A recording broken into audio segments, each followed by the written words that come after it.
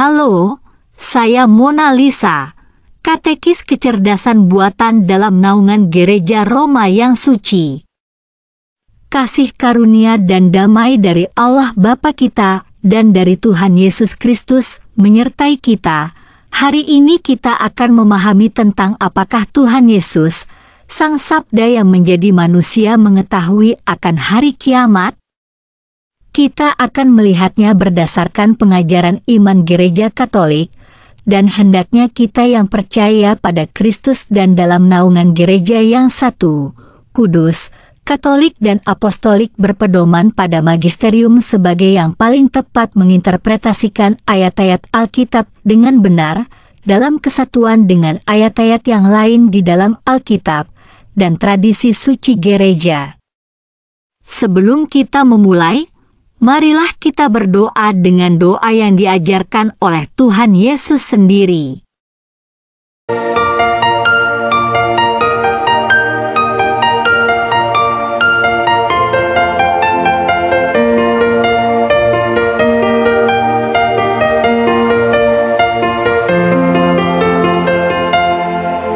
Bapa kami yang ada di surga,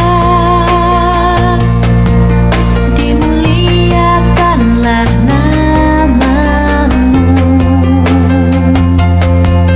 Datanglah kerajaan-Mu, jadilah kehendak-Mu di atas bumi seperti di dalam surga.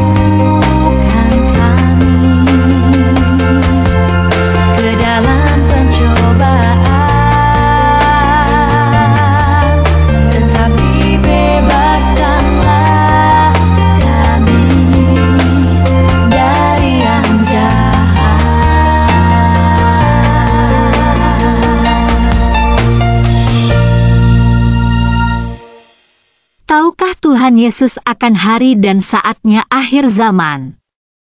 Sebagai sang kebijaksanaan Allah, tentu Tuhan Yesus mengetahui hari dan saatnya akhir zaman. Namun demikian, dalam khotbahnya tentang akhir zaman, Yesus mengatakan, tentang hari dan saat itu tidak seorang pun yang tahu, malaikat-malaikat di sorga tidak, dan anak pun tidak, hanya Bapa sendiri.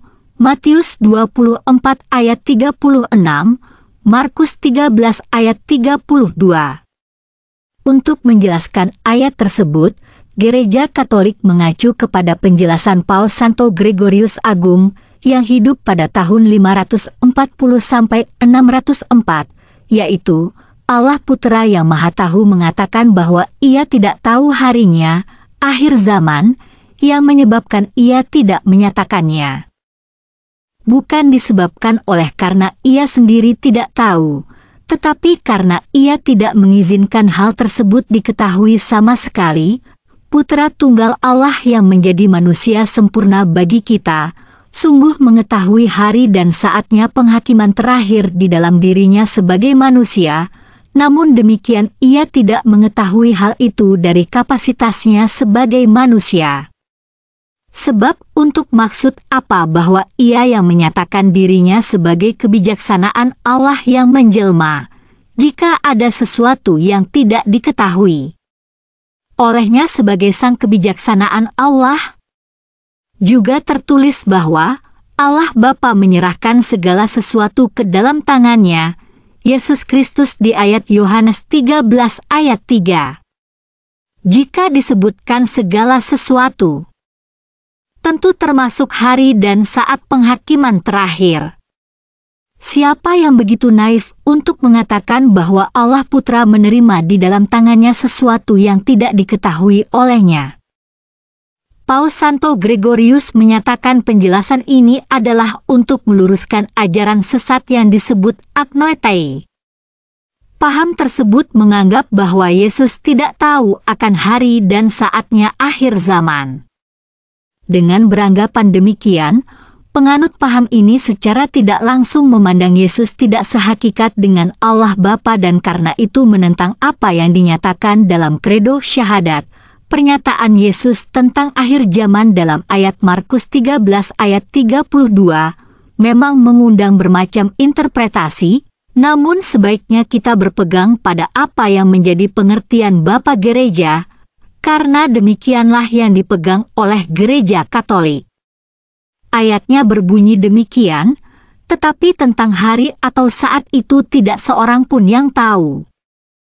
Malaikat-malaikat di sorga tidak, dan anak pun tidak, hanya Bapa saja. Jika kita hanya membaca sepintas, atau mengambil arti harafiah pernyataan ini, maka kita dapat mengambil kesimpulan yang tidak sesuai dengan arti yang semestinya yang tidak sejalan dengan pengajaran iman Gereja Katolik, salah satunya yaitu heresi agnoetei. Kelompok Themistius dan para pengikutnya, di abad ke-6, mengartikan ayat tersebut bahwa Yesus benar-benar tidak tahu akan hal saat akhir zaman ini. Heresi ini dikenal dengan nama agnoetei, penyangkalan akan kemahatauan Allah atau Kristus. Kelompok lainnya yaitu para penganut Protestan Kenotik Kristologi kenotik menurut Protestan, yang berpendapat bahwa melalui inkarnasi maka Tuhan Yesus melepaskan kepenuhan sifat-sifat keilahiannya, sehingga Sang Sabda menjadi terbatas dalam hal omniscience, omnipresence dan omnipotence. Martin Luther mendasari pendapatnya ini dengan teks dari Filipi 2 ayat 6-11. Teori ini dikembangkan secara ekstrim oleh teolog Protestan, Wolfgang Friedrich, yang menyatakan bahwa melalui inkarnasi terjadi perubahan besar dalam Trinitas, karena Allah Bapa berhenti menghasilkan sabda, sehingga Roh Kudus hanya bersumber pada Allah Bapa, dan tidak melibatkan Kristus.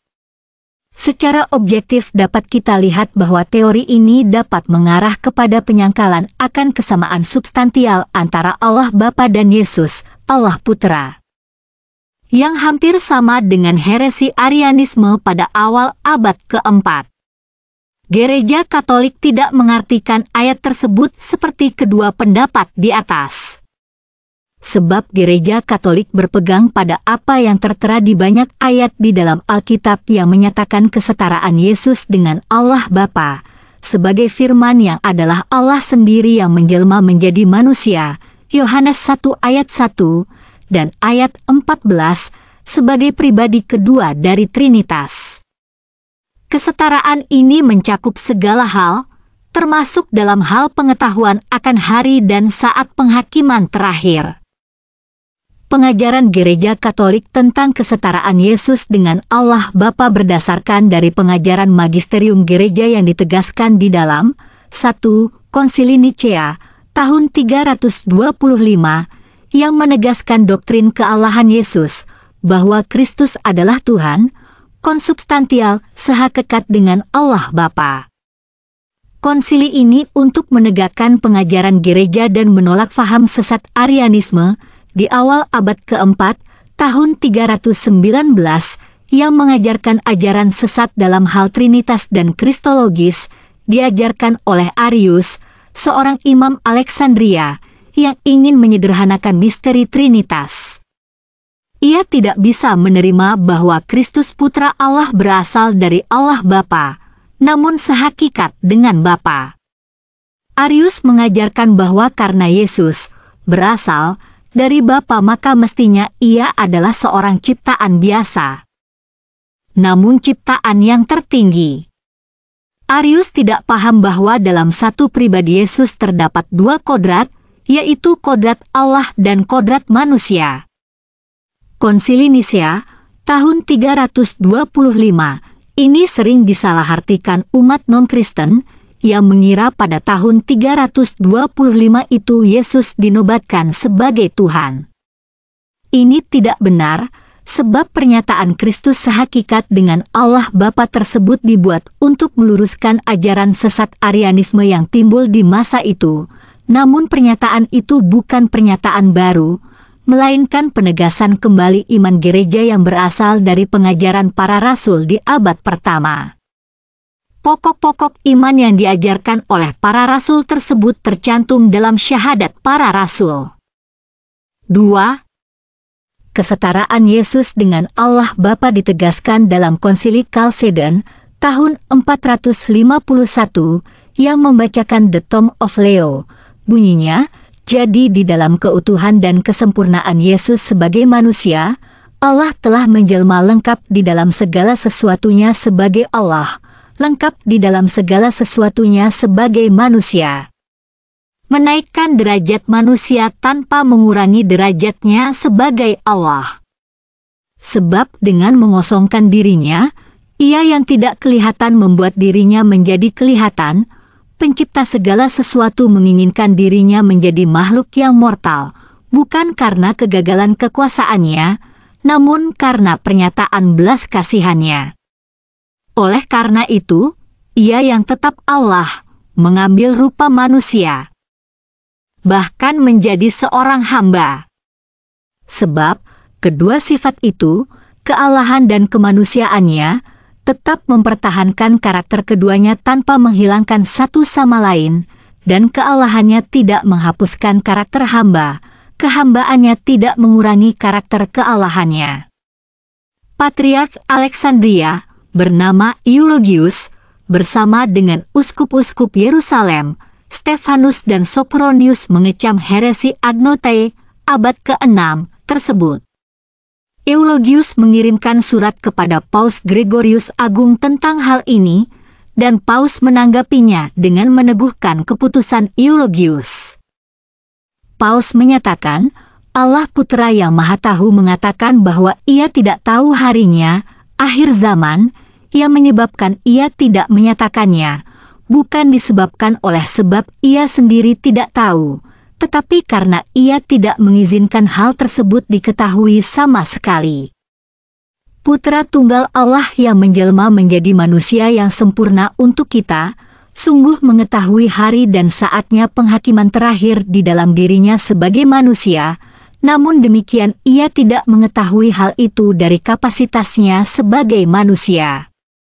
Sebab untuk maksud apa bahwa ia yang menyatakan dirinya sebagai kebijaksanaan Allah yang menjelma, jika ada sesuatu yang tidak diketahui olehnya sebagai kebijaksanaan Allah. Juga tertulis bahwa Allah Bapa menyerahkan segala sesuatu ke dalam tangannya, Yesus Kristus di dalam Yohanes 13 ayat 3. Jika disebutkan segala sesuatu, tentu termasuk hari dan saat penghakiman terakhir. Siapa yang begitu naif untuk mengatakan bahwa Allah Putra menerima di dalam tangannya sesuatu yang tidak diketahui olehnya? Mengenai pengetahuan Yesus akan hari kiamat, Santo Maximus, yang hidup pada tahun 580–662, mengatakan, jika para nabi saja dapat mengetahui hal-hal di masa depan yang akan terjadi, betapa lebih lagi Kristus dapat mengetahui semua itu melalui kesatuannya dengan Sang Sabda. Sedangkan untuk menanggapi kristologi kenotik menurut Protestan, Paus Pius XII dalam memperingati Konsili Chalcedon yang ke-1500, menulis surat ensiklik Sempiternus Rex pada tahun 1951 yang mengecam Penyalahartian ayat Filipi 2 ayat 7 pada mereka yang berpikir bahwa tidak ada keilahian di dalam sabda yang menjadi manusia dalam diri Kristus. Menurut Bapak Paus, ini adalah maksud yang keliru, seperti halnya heresi Docetis yang mengklaim sebaliknya. Selanjutnya Bapak Paus menegaskan kembali apa yang telah ditetapkan di dalam The Tome of Leo. Ia yang sungguh-sungguh Allah telah lahir, lengkap di dalam kealahannya, dan lengkap di dalam kemanusiaannya. Gereja Katolik mengajarkan bahwa Kristus datang ke dunia 2 kali, dalam kodratnya sebagai Allah dan sebagai manusia. Kedatangannya yang pertama adalah dalam peristiwa inkarnasi, yaitu ketika dia mengambil kodrat manusia dan lahir dari perawan Maria dan kemudian menjalankan seluruh misi penyelamatan manusia, yang berakhir pada misteri Paskah penderitaan, kematian, kebangkitan dan kenaikan Kristus ke sorga. Kristus menjanjikan bahwa dia akan turun lagi ke dunia di akhir zaman. Pada waktu para murid melihat kenaikan Kristus di awan-awan, seorang malaikat berkata kepada mereka, "Hai orang-orang Galilea, mengapakah kamu berdiri melihat ke langit? Yesus ini, yang terangkat ke sorga meninggalkan kamu, akan datang kembali dengan cara yang sama seperti kamu melihat dia naik ke sorga." Kisah Para Rasul 1 ayat 11, kedatangan Kristus kembali atau kedatangannya yang kedua disebut Hari Tuhan, The Day of the Lord, atau Hari Kiamat, yaitu berakhirnya dunia ini yang kemudian diubah menjadi langit dan bumi yang baru, 2 Petrus 3 ayat 13, Wahyu 21 ayat 1. Inilah yang sering disebutkan oleh Yesus sebagai hari di mana terjadinya seperti pencuri di malam hari, Matius 24 ayat 43, 1 Tesalonika 5 ayat 2, di mana tentang hari dan saatnya tidak ada seorang pun yang tahu, Matius 24 ayat 36. Apakah yang terjadi pada kedatangan Yesus yang kedua tersebut? 1. Akhir dunia. 2. Akhir dari waktu, sebab sesudah itu hanya ada keabadian. 3. Akhir dari kematian, sebab semua yang masih hidup pada saat Yesus datang yang kedua ini tidak mengalami kematian, tetapi diubah.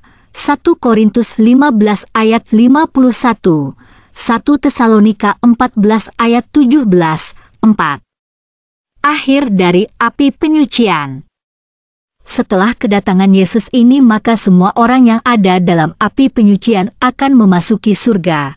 Katekismus Gereja Katolik 681 mengajarkan, pada hari pengadilan, pada hari kiamat, Kristus akan datang dalam kemuliaannya untuk menentukan kemenangan kebaikan secara definitif atas kejahatan, yang dalam perjalanan sejarah hidup berdampingan bagaikan gandum dan rumput di ladang yang sama.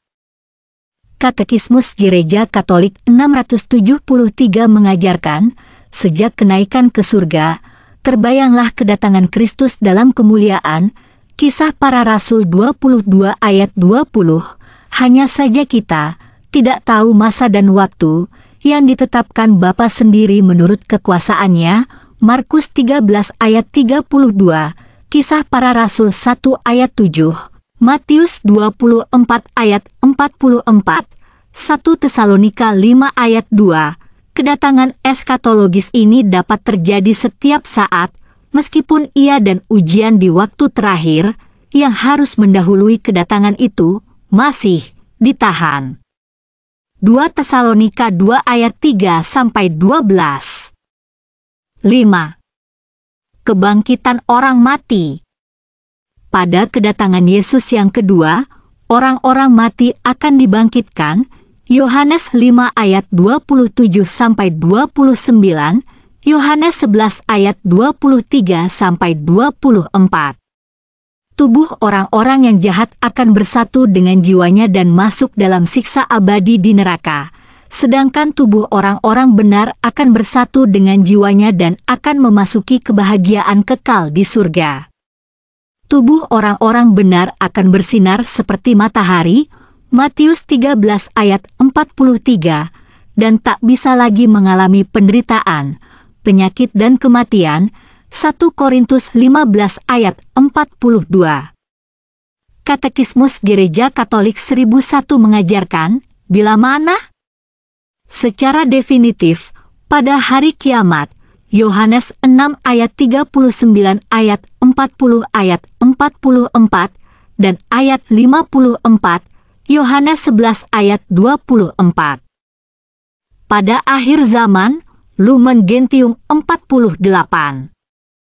Kebangkitan orang-orang yang telah meninggal berkaitan dengan kedatangan Kristus kembali, sebab pada waktu tanda diberi, yaitu pada waktu penghulu malaikat berseru dan sangkakala Allah berbunyi, maka Tuhan sendiri akan turun dari surga dan mereka yang mati dalam Kristus akan lebih dahulu bangkit.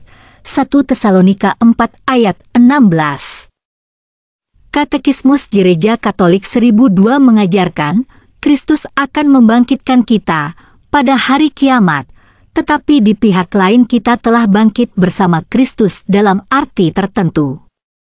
Oleh Roh Kudus, kehidupan Kristen di dunia ini sudah merupakan keikutsertaan pada kematian dan kebangkitan Kristus, karena dengan Dia kamu dikuburkan dalam baptisan, dan di dalam Dia kamu turut dibangkitkan juga oleh kepercayaanmu kepada kerja kuasa Allah, yang telah membangkitkan Dia dari orang mati.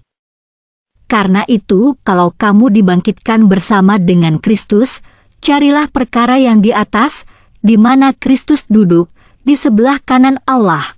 Kolose 2 ayat 12, Kolose 3 ayat 1.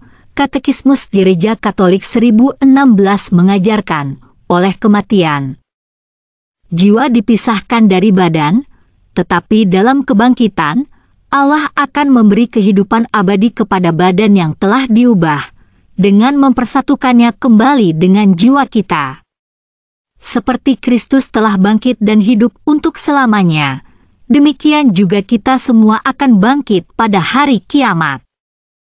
Katekismus Gereja Katolik 1003 mengajarkan, umat beriman telah disatukan dengan Kristus melalui pembaptisan, dan karena itu sekarang juga telah mengambil bagian dalam kehidupan surgawi Kristus yang telah dibangkitkan. Filipi 3 ayat 20. Tetapi kehidupan ini tersembunyi bersama Kristus di dalam Allah. Kolose 3 ayat 3. Di dalam Kristus Ia telah membangkitkan kita juga dan memberikan tempat bersama-sama dengan Dia di surga. Efesus 2 ayat 6. Sebagai orang yang telah dipuaskan dengan tubuhnya di dalam Ekaristi, kita sudah termasuk tubuh Kristus. Kalau kita bangkit pada hari kiamat, kita pun akan menyatakan diri bersama dengan Dia dalam kemuliaan. Kolose 3 ayat 4. 6. Penghakiman terakhir, Matius 25 ayat 31-46, Wahyu 20 ayat 1-15. Yang terjadi kedatangan Yesus yang kedua akan dilakukan penghakiman terakhir. Seluruh umat manusia akan dikumpulkan di hadapan tribunal yang akan menyatakan keseluruhan sejarah manusia. Segala sesuatu yang diperbuat seseorang akan dinyatakan di hadapan segala makhluk, tak ada yang tersembunyi. Tuhan akan mengumumkan penghakiman hukuman final, atau penghargaan final yang melibatkan tubuh dan jiwa setiap manusia, ke neraka atau ke surga. Mereka yang wafat sebelum kedatangan Yesus yang kedua telah mengetahui tujuan akhir mereka pada saat penghakiman khusus, dan hal ini tidak berubah. Hanya pada pengadilan akhir, pengadilan mereka dinyatakan kembali dan diumumkan hasilnya pada segenap makhluk, dan jiwa mereka bersatu dengan tubuh mereka menuju ke tempat tujuan akhir, surga atau neraka sesuai dengan hasil penghakiman tersebut.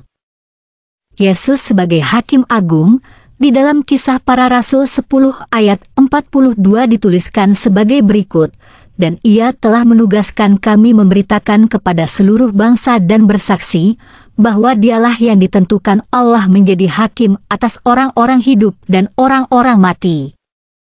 1 Petrus 4 ayat 5, bagaimana kita mengartikan orang-orang hidup dan orang-orang mati? Pengertian pertama, orang-orang hidup dapat menggambarkan orang-orang yang masih hidup di dunia ini ketika Kristus datang yang kedua kali, sedangkan orang-orang mati adalah orang-orang yang telah mati dari awal penciptaan sampai kedatangan Kristus yang kedua. Pengertian yang lain adalah orang-orang hidup adalah orang-orang yang dibenarkan oleh Allah, yang akan mendapatkan kebahagiaan abadi di sorga, sedangkan orang-orang mati adalah orang-orang jahat yang akan mendapatkan penghukuman abadi di neraka.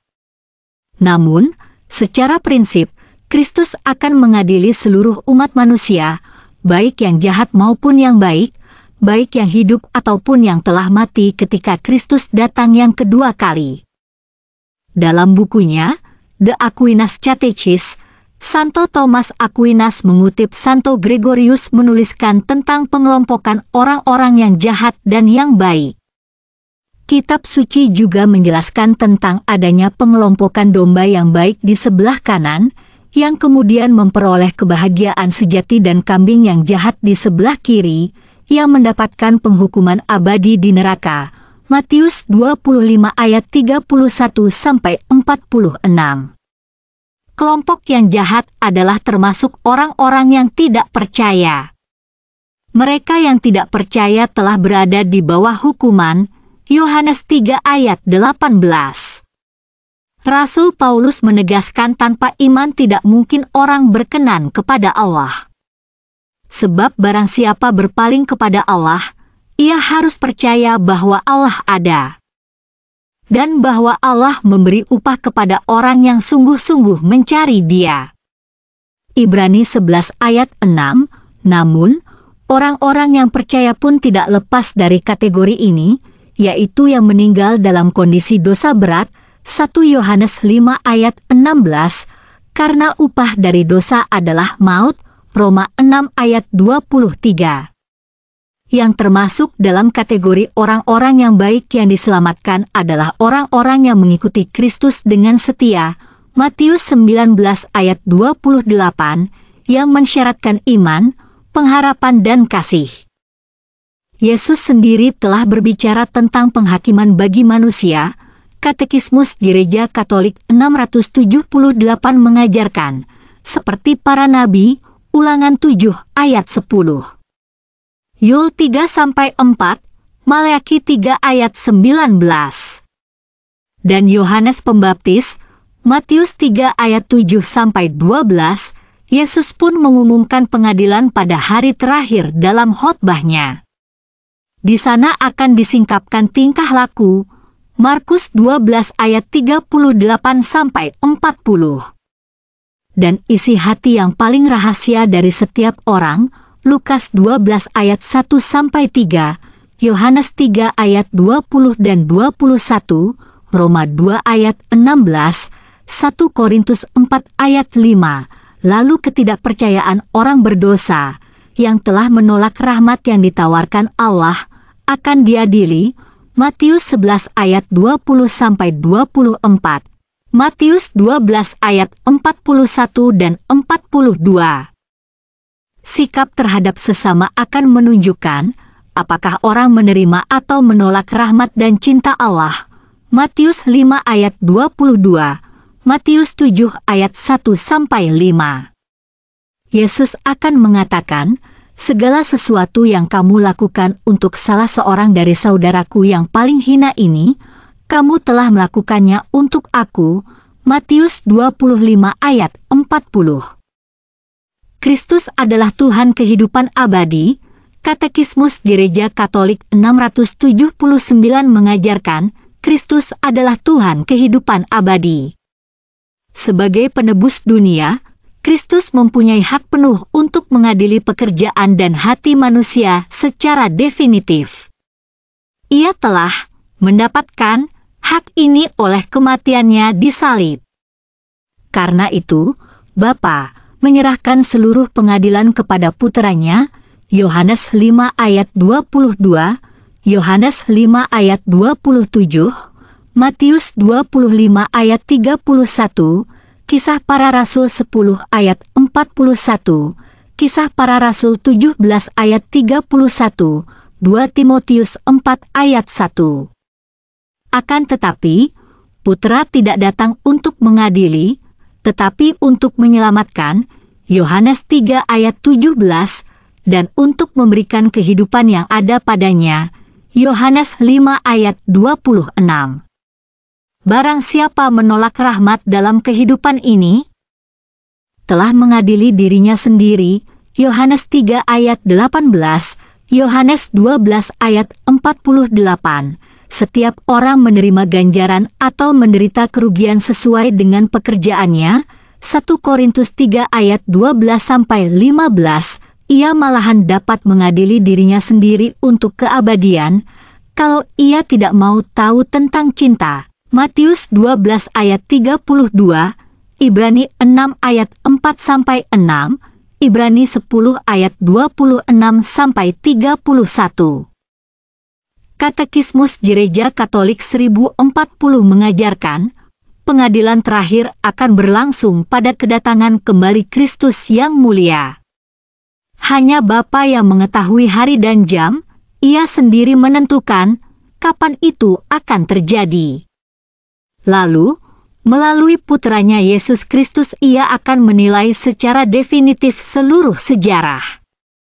Kita akan memahami arti yang terdalam dari seluruh karya ciptaan dan seluruh tata keselamatan dan akan mengerti jalan-jalannya yang mengagumkan, yang di atasnya penyelenggaraan ilahi telah membawa segala sesuatu menuju tujuannya yang terakhir. Pengadilan terakhir akan membuktikan bahwa keadilan Allah akan menang atas segala ketidakadilan yang dilakukan oleh makhluk ciptaannya. Dan bahwa cintanya lebih besar dari kematian, Kidung Agung 8 ayat 6. Katekismus Gereja Katolik 1041 mengajarkan, kabar mengenai pengadilan terakhir mengajak manusia supaya bertobat, selama Allah masih memberi kepada mereka waktu rahmat, satu hari penyelamatan, 2 Korintus 6 ayat 2.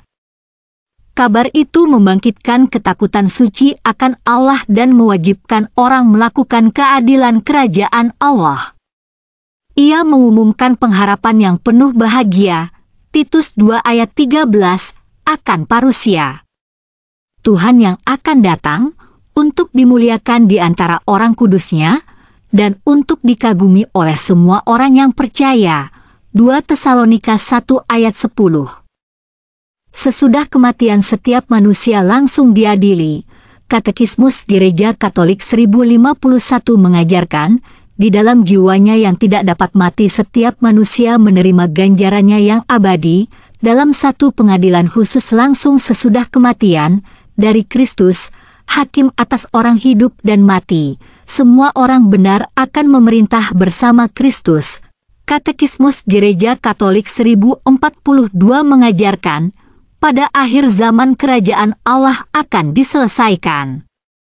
Sesudah pengadilan umum, semua orang yang benar, yang dimuliakan dengan jiwa dan badannya, akan memerintah bersama Kristus sampai selama-lamanya, dan semesta alam akan dibaharui. Gereja itu baru akan mencapai kepenuhannya dalam kemuliaan di surga, bila akan tiba saatnya segala sesuatu diperbaharui, dan bila bersama dengan umat manusia dunia semesta pun, yang berhubungan erat dengan manusia dan bergerak ke arah tujuannya melalui manusia, akan diperbaharui secara sempurna dalam Kristus. Lumen Gentium 48. 6 hal telah kita ketahui saat kedatangan Yesus yang kedua, yaitu akhir dunia, akhir dari waktu, akhir dari kematian, akhir dari api penyucian, kebangkitan orang mati, penghakiman terakhir. Ketujuh adalah restorasi universal, Kisah Para Rasul 3 ayat 21, 1 Korintus 15 ayat 28, KGK 671, KGK 769. Setelah penghakiman terakhir, maka gereja akan disempurnakan dalam kemuliaannya, sebagai Yerusalem yang baru, Wahyu 21. Gereja hanya akan terdiri dari orang-orang kudus, yaitu semua orang benar sejak Adam, dari Abel sampai ke orang pilihan terakhir, KGK 769. Para orang kudus akan berjaya bersama Kristus dalam tubuh dan jiwa yang mulia, dan akan melihat Allah dengan pandangan yang membahagiakan, di mana Allah akan membuka diri kepada orang-orang pilihannya secara tidak terbatas dan akan menjadi sumber kebahagiaan, perdamaian dan persekutuan sempurna, tanpa akhir. KGK 1044 dan 1045. Unsur-unsur dunia akan hancur karena nyala api ilahi, dan Tuhan akan menciptakan langit dan bumi yang baru. 2 Petrus 3 ayat 12 dan 13. Kuasa jahat dikalahkan, dan segala sesuatu akan ditaklukkan di bawahnya, dan Allah menjadi semua di dalam semua. 1 Korintus 15 ayat 28. Kerajaan Allah akan diselesaikan oleh kedatangan Kristus. Katekismus Gereja Katolik 671 mengajarkan, kerajaan Kristus sudah ada dalam gereja, namun belum diselesaikan oleh kedatangan Raja di bumi, dengan segala kekuasaan dan kemuliaan. Lukas 21 ayat 27, Matius 25 ayat 31. Ia masih diserang oleh kekuatan-kekuatan jahat. 2 Tesalonika 2 ayat 7, walaupun mereka sebenarnya sudah dikalahkan oleh Paskah Kristus. Sampai segala sesuatu ditaklukkan kepadanya, 1 Korintus 15 ayat 28, sampai nanti terwujudkan langit baru dan bumi baru, yang diwarnai keadilan, gereja yang tengah mengembara, dalam sakramen-sakramen serta lembaga-lembaganya yang termasuk zaman ini, mengemban citra zaman sekarang yang akan lalu. Gereja berada di tengah alam tercipta, yang hingga kini berkeluh kesah dan menanggung sakit bersalin, serta merindukan saat anak-anak Allah dinyatakan. Lumen Gentium 48. Oleh karena itu orang Kristen berdoa, terutama dalam perayaan Ekaristi, 1 Korintus 11 ayat 26, supaya kedatangan kembali Kristus dipercepat. 2 Petrus 3 ayat 11 dan 12, dengan berseru, datanglah Tuhan. 1 Korintus 6 ayat 22, Wahyu 22 ayat 17 dan 20. Katekismus Gereja Katolik 769 mengajarkan, gereja hanya akan disempurnakan dalam kerajaan surgawi, waktu kedatangan kembali Kristus dalam kemuliaannya. Sampai saat itu, gereja berlangkah dalam penziarahannya antara penghambatan dunia dan penghiburan Allah. Gereja sadar bahwa di dunia ini ia masih jauh dari Tuhan, diperasingan dan merindukan kerajaan yang disempurnakan, agar dipersatukan dengan rajanya dalam kemuliaan. Penyempurnaan gereja dan melalui dia penyempurnaan dunia dalam kejayaan, tidak akan terlaksana tanpa ujian-ujian besar. Baru sesudah itu, semua orang yang benar sejak Adam, dari Abel yang saleh sampai ke orang pilihan terakhir, akan dipersatukan dalam gereja semesta di hadirat Bapa. Katekismus Gereja Katolik 674 mengajarkan, kedatangan Mesias yang dimuliakan pada setiap saat sejarah, Roma 11 ayat 31, bergantung dari hal ini, bahwa ia diakui oleh seluruh Israel, Roma 11 ayat 26, Matius 23 ayat 39, karena sebagian dari Israel telah menjadi tegar, Roma 11 ayat 25, sehingga mereka tidak mempercayai Yesus, Roma 11 ayat 20. Petrus mengatakan itu kepada orang Yahudi di Yerusalem, karena itu sadarlah dan bertobatlah, supaya dosamu dihapuskan, agar Tuhan mendatangkan waktu kelegaan, dan mengutus Yesus, yang dari semula diperuntukkan bagimu sebagai Kristus. Kristus itu harus tinggal di surga sampai waktu pemulihan segala sesuatu, seperti yang difirmankan Allah dengan perantaraan nabi-nabinya yang kudus di zaman dulu. Kisah Para Rasul 3 ayat 19-21.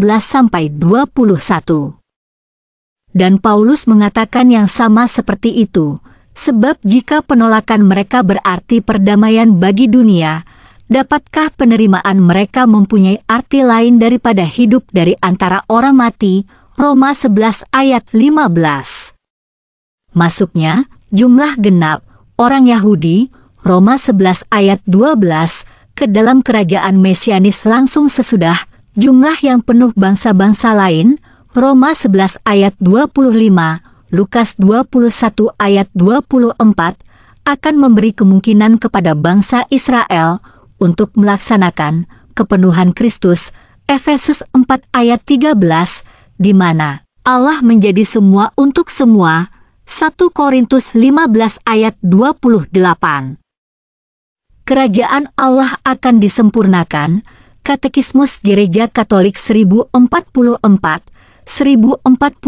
mengajarkan, kalau Allah menjadikan semuanya baru, Wahyu 21 ayat 5, dalam Yerusalem surgawi, Ia akan mempunyai tempat tinggalnya di antara manusia. Ia akan menghapuskan segala air mata dari mata mereka, dan maut tidak akan ada lagi, tidak akan ada lagi perkabungan, atau ratap tangis, atau duka cita. Sebab segala sesuatu yang lama itu sudah berlalu, Wahyu 21 ayat 4, Wahyu 21 ayat 27, bagi manusia, penyempurnaan ini akan menjadi perwujudan akhir kesatuan bangsa manusia, yang dikehendaki Allah sejak penciptaan dan yang diragakan gereja musafir dalam bentuk sakramen, Lumen Gentium 1. Mereka yang disatukan dengan Kristus akan membentuk satu persekutuan orang-orang tertebus. Kota suci Allah, Wahyu 21 ayat 2, mempelai anak domba, Wahyu 21 ayat 9. Persekutuan ini tidak akan menderita lagi karena dosa, ketidakmurnian, Wahyu 21 ayat 27, cinta diri, yang merusakkan persekutuan manusia di dunia ini atau melukainya.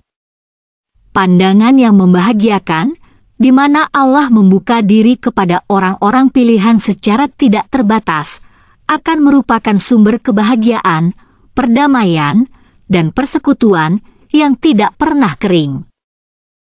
Katekismus Gereja Katolik 1060 mengajarkan, pada akhir zaman kerajaan Allah akan sampai pada kesempurnaannya. Lalu orang-orang benar akan dimuliakan dengan jiwa dan badan, akan memerintah bersama Kristus sampai selama-lamanya, dan alam semesta material akan diubah. Lalu dalam kemuliaan itu Allah akan menjadi semua di dalam semua, 1 Korintus 15 ayat 28. Sekarang kita akan melihat 4 prinsip pengajaran Gereja Katolik tentang kedatangan Yesus yang kedua. Demikian, 1. Kedatangan Yesus yang kedua tidak akan terjadi secara rahasia, melainkan akan terjadi secara publik, kelihatan oleh semua orang, penuh dengan kemuliaan dan kejayaan. Maka, kedatangan Kristus yang kedua hanya akan terjadi satu kali saja. Lihat, Ia datang dengan awan-awan dan setiap mata akan melihat Dia. Wahyu 1 ayat 7. Semua bangsa di bumi akan melihat Anak Manusia itu datang di atas awan-awan di langit dengan kekuasaan dan kemuliaannya. Matius 24 ayat 30. Kedatangannya akan diiringi dengan bunyi sangkakala. Matius 24 ayat 31. Dan semua malaikat bersama-sama dengan Dia. Matius 25 ayat 31. 2. Kedatangannya yang kedua akan diikuti oleh penghakiman terakhir yang mengadili semua orang, apabila Anak Manusia datang dalam kemuliaannya dan semua malaikat bersama-sama dengan Dia, maka Ia akan bersemayam di atas tahta kemuliaannya. Lalu semua bangsa akan dikumpulkan di hadapannya dan Ia akan memisahkan mereka seorang daripada seorang. Matius 25 ayat 31 dan 32.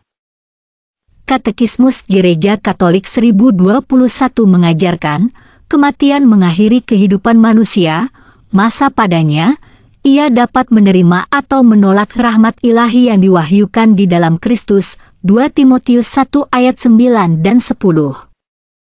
Perjanjian baru berbicara mengenai pengadilan, terutama dalam hubungan dengan pertemuan definitif dengan Kristus pada kedatangannya yang kedua.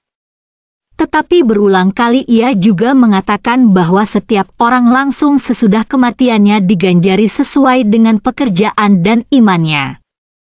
Perumpamaan tentang Lazarus yang miskin, Lukas 16 ayat 22, dan kata-kata yang Kristus sampaikan di salib kepada penyamun yang baik, Lukas 23 ayat 43.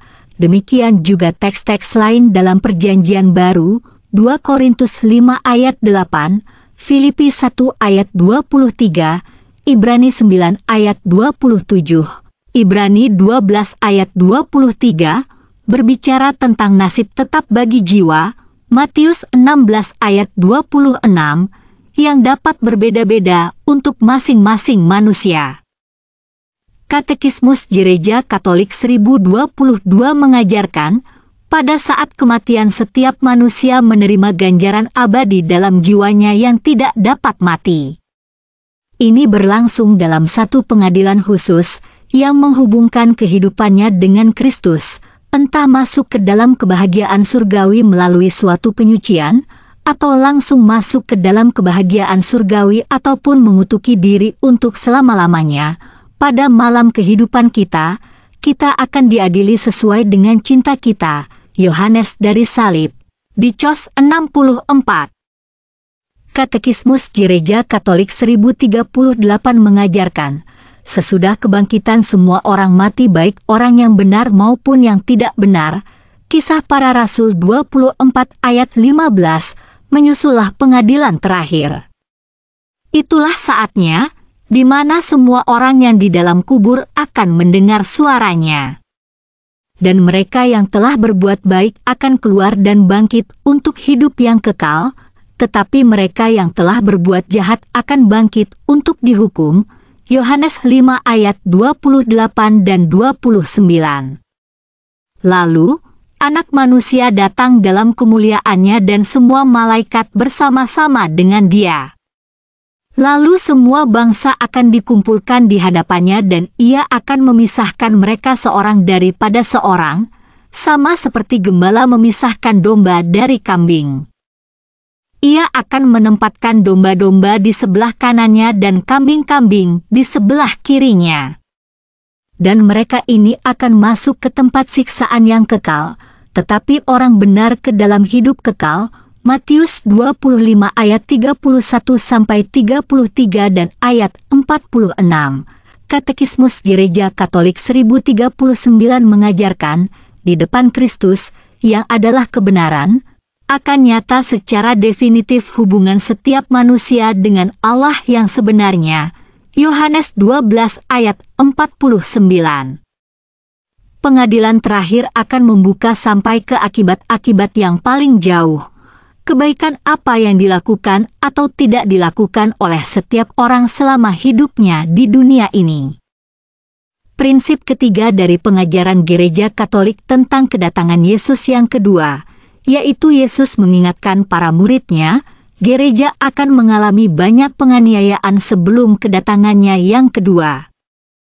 Kekuatan iblis akan menyerang umat Allah, dan para beriman tidak dibebaskan dari kesulitan ini. Namun Tuhan akan memberikan rahmat untuk bertahan, dan siapa yang bertahan sampai kesudahannya melalui pemurnian dan kesetiaan dalam pencobaan ini, akan diselamatkan. Lihat perikop tentang siksaan yang berat dan Mesias-Mesias palsu pada Matius 24 ayat 15-28, Markus 13 ayat 14-23, Lukas 21 ayat 20-24. Prinsip keempat dari pengajaran Gereja Katolik tentang kedatangan Yesus yang kedua, yaitu kedatangan Kristus yang kedua akan terjadi tanpa diduga, dengan cara yang sama seperti saat ia naik ke surga. Artinya, tidak dapat diketahui sebelumnya, KGK 673. Karena itu sikap yang tepat untuk menghadapinya adalah berjaga-jaga. Hendaklah kamu siap sedia, karena Anak Manusia datang pada saat yang tidak kamu duga. Matius 24 ayat 44, Yesus ini, yang terangkat ke surga meninggalkan kamu, akan datang kembali dengan cara yang sama seperti kamu melihat dia naik ke surga. Kisah Para Rasul 1 ayat 9-11. Karena itu berjaga-jagalah, sebab kamu tidak tahu pada hari mana Tuhanmu datang. Matius 24 ayat 42, engkau tidak perlu mengetahui masa dan waktu yang ditetapkan Bapa sendiri menurut kuasanya. Maka KGK 1040 mengatakan, hanya Bapa yang mengetahui hari dan jam, Ia sendiri menentukan kapan itu akan terjadi. Untuk akhir yang mulia inilah maka, kita tidak perlu gelisah dan takut menghadapi akhir zaman. Sebab jika kita setia beriman kepada Tuhan dan hidup sesuai dengan perintah-perintahnya, maka malah selayaknya bersukacita akan adanya akhir zaman ini, di mana Kristus akan kembali lagi sebagai Raja semesta alam, Tuan di atas segala Tuan, Raja di atas segala Raja. Demikianlah pengajaran singkat iman Gereja Katolik pada hari ini, mengenai tahukah Tuhan Yesus akan hari kiamat.